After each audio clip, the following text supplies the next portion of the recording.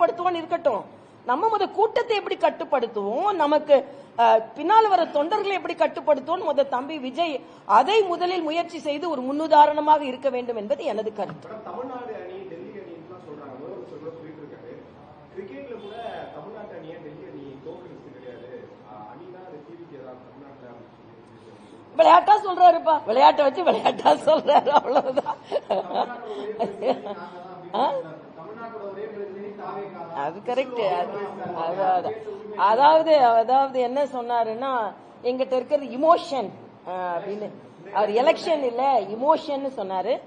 ஆனா தமிழ்நாடு நிச்சயமா ப்ரமோஷன் அடையணும்னா என்டிஏ வரணும், அப்பதான். ஏன்னா நாங்க பல இடங்கள்ல ஆட்சி ப்ரமோஷன் செஞ்சு காமிச்சிருக்கோம், சும்மா இது இமோஷன் எலெக்ஷன் எல்லாம் கிடையாது. அதனால ஏன்னா மரியாதைக்குரிய பாரத பிரதமர் 18 மாநிலங்கள்ல நாங்க ப்ரமோஷனை காமிச்சிருக்கோம், மத்தியிலையும் ப்ரமோஷனை காமித்து கொண்டு இருக்கோம். ஆக தமிழ்நாடு ப்ரமோஷன் ஆகணும்னா என்டிஏ ஆட்சிக்கு வரணும். இந்த இமோஷன் கமோஷன் எலெக்ஷன் அதெல்லாம் இப்ப பேச்சுக்கு ஆகாது. அதனால எனக்கு ஆக்கப்பூர்வமா பேசுவோம். தம்பி விஜய் நல்லாவே பேசினாரு, காலைல பார்த்தேன். ஆனா சில கேள்விகள் நியாயமா கேட்கப்பட்டது. ஏன்னா மாநில அரசால் செய்ய முடியாது என்று தெரிந்தும் நீட் விலக்கு என்று சொன்னீர்களே, நியாயமான கேள்வி.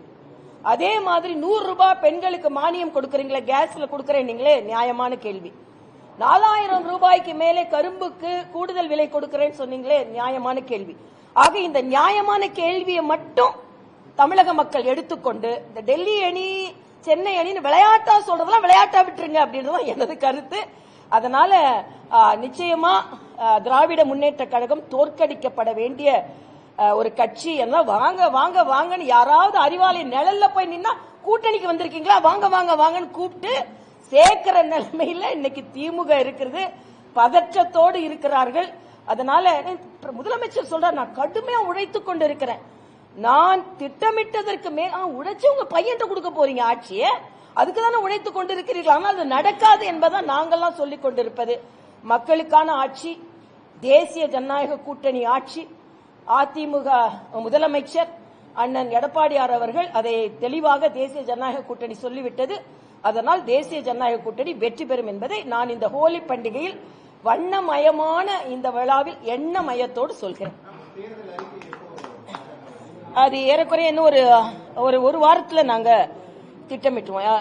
38 மாவட்டங்களுக்கு அனுப்பி எல்லா மாவட்டங்களிலும் பெட்டி பெட்டியா வந்துருச்சு. தேர்தல் அறிக்கை தான் பெட்டியா வந்துச்சு. நாங்க அறிவாலயத்தில் இல்ல, வேற பெட்டியில நாங்க கலெக்ட் பண்றதுக்கு. அதனால எங்களோட தேர்தல் அறிக்கை பெட்டிகள் வந்து விட்டது. அதை நாங்கள் இப்ப கூட பாகுபடுத்தி நாங்க பார்த்து கொண்டு இருந்தோம். எல்லாத்தோட நீங்க பாத்தீங்கன்னா இணைய மிஸ்டு கால்ல மட்டும் 14,000 சஜஷன்ஸ் வந்திருக்குது. எந்த அளவிற்கு மக்கள் எங்கள் மீது நம்பிக்கை வைத்திருக்கிறார்கள் பாருங்கள். 14,000 சஜஷன்ஸ் வந்திருக்குது. அதே மாதிரி அந்தந்த பிரிவு விவசாயிகளை பார்த்திருக்கிறோம், சிறு குறு வியாபாரிகளை பார்த்தோம், அதே மாதிரி எம்எஸ்எம்இ செக்டரை பார்த்திருக்கோம், நெசவாளர்களை பார்த்திருக்கோம், மிட்டாய் வியாபாரிகளை தனியா பார்த்திருக்கோம்.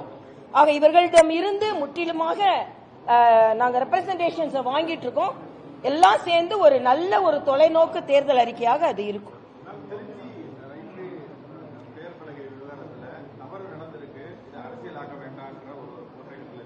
யாரு?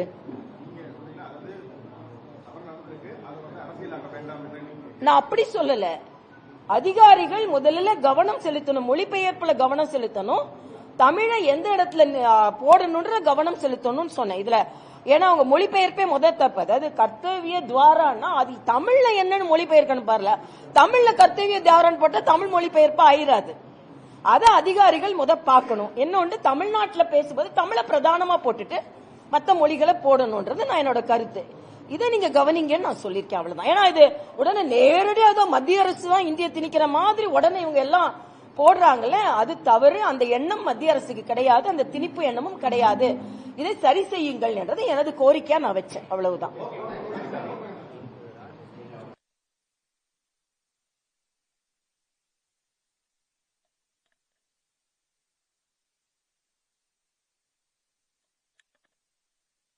சார்ந்தோம் இன்னைக்கு ஃபுல்லா ஹிந்தி போஸ்டர் தான் ஒட்டியிருக்காரா, ஏன்னா போய் பார்த்துக்கலாம்.